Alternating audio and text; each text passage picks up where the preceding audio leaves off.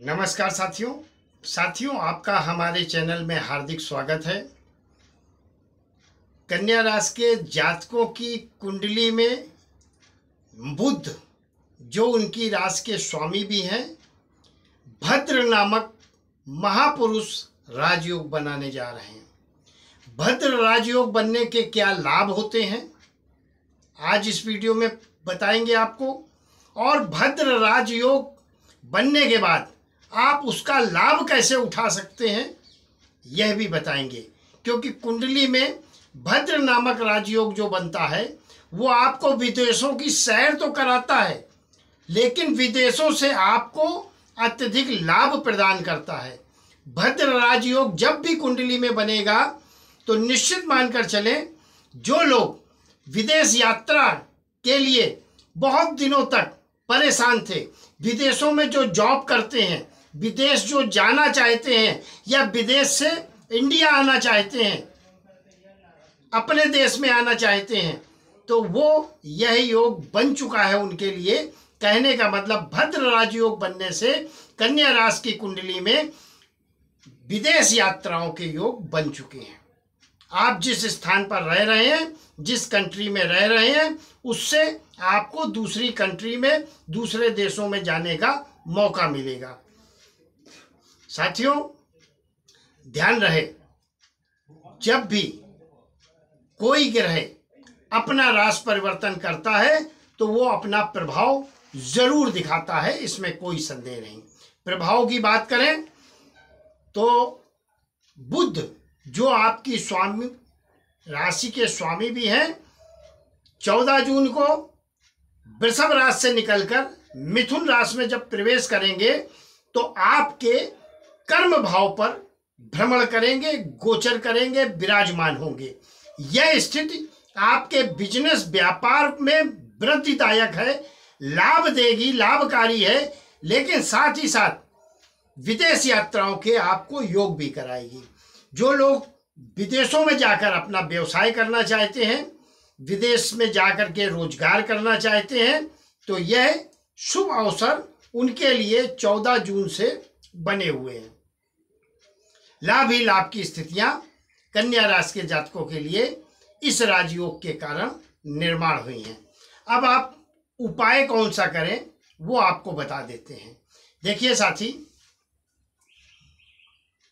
जब भी हम विदेश यात्राओं की तैयारी करते हैं तो ध्यान रखना कन्या राशि के जातकों, शनिवार का दिन केवल छोड़ देना, और तिथियों में पंचमी, दशमी, अमावस्या और पूर्णिमा, तो निश्चित मानकर चलें, आप जिस उद्देश्य को लेकर, जिस भावना को लेकर आप विदेश यात्रा की तैयारी कर रहे हैं वो आपकी सफल होगी। दिन का विशेष ध्यान रखिए शनिवार, और तिथियों का विशेष ध्यान रखिए पंचमी, दशमी, पूर्णिमा और अमावस्या नहीं होनी चाहिए। अगर ऐसा होता है तो इस राजयोग में भी आप विदेश यात्रा करते हैं तो संकट और मुसीबत के बादल गहरा सकते हैं आपके लिए। सावधान करना हमारा मकसद है, कर्तव्य है, बाकी सब ईश्वर के हाथ में है। बुध आपका, चूंकि 14 जून को जैसे ही बुध कर्म भाव में आपके बैठेंगे, वैसे ही सूर्य भी 14 जून को विराजमान हो जाएंगे। तो यह स्थिति भी बहुत अच्छी है, आपको आर्थिक व्यापार में लाभ देगी, नौकरी में पद के प्रमोशन देगी, मान सम्मान, पद प्रतिष्ठा प्रदान करेगी। कहने का तात्पर्य यह है कि वास्तव में कन्या राशि के जातकों के लिए जो योग वर्तमान में शुरू हुए हैं वो बहुत ही जबरदस्त हैं। एक के बाद राजयोग आपके लिए बनते जा रहे हैं। क्योंकि जब जब आपकी कुंडली का विवेचन करता हूँ तब तब महसूस होता है कि वास्तव में कन्या राशि के जो खराब दिन हैं वो जाने की कगार पे हैं या जाने वाले हैं। क्योंकि जब बुरे दिन होते हैं तो ग्रह भी हमारे वैसे ही बोलना शुरू कर देते हैं, और अच्छे दिन जब आने वाले होते हैं तो सब अच्छा ही अच्छा होने लगता है। इसका लाभ कैसे उठाना है, मैंने कई बार कई वीडियो में बहुत सी जानकारियां दी हैं, लेकिन आज आपको एक छोटी सी बात बताने जा रहे हैं। आपके घर में, इस वीडियो को देखने के बाद की बात बता रहे हैं, आपके घर में अगर तुलसी का पौधा ना हो तो एक पौधा तुलसी का अपने हाथों से ज़रूर लगाएं। घर में भले ही छोटे से गमले में लगाएं और उसको जल देते समय ओम सुभद्राय नमः इस मंत्र का जाप करें। ऐसे जल छोड़ रहे हैं तो ओम सुभद्राय नमः, ओम सुभद्राय नमः, ओम सुभद्राय नमः, ओम सुभद्राय नमः, इस मंत्र को बोलने से आपकी कन्या राशि के जातकों मनोकामना पूर्ण होती है। क्या क्या मनोकामनाएं पूर्ण होती हैं? आप विदेश जाना चाहते हैं, विदेश जाकर नौकरी करना चाहते हैं, विदेश जाकर व्यापार करना चाहते हैं, विदेश जाकर आप घूमना फिरना भी चाहते हैं, तो आपकी यात्रा सकुशल होती है और लाभ ही लाभ की स्थितियां प्राप्त होती हैं।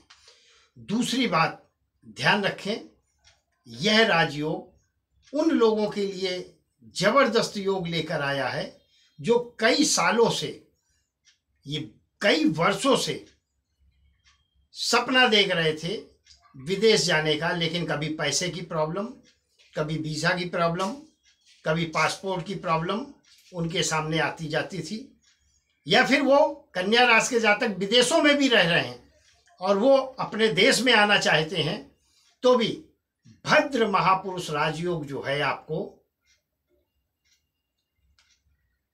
विदेश यात्रा जरूर कराएगा, यानी एक कंट्री से दूसरी कंट्री जरूर पहुंचाएगा।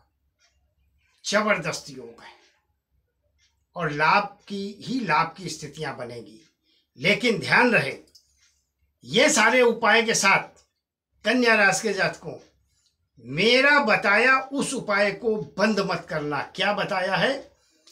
थोड़ी सी दाल, एक मुट्ठी हरे मूंग की, साबुत या टूटी हुई, कैसी भी हो, छिलका लगा होना चाहिए, अपने सिर से बिना गिने उतार कर मार्ग में छोड़ना है, घर के बाहर डाल देना है, छत पर नहीं डालना है। फिर से बोलता हूँ, क्योंकि छत पर डालेंगे तो फिर दोष आप पर लगना शुरू हो जाएगा, तो छत पर मत डालें।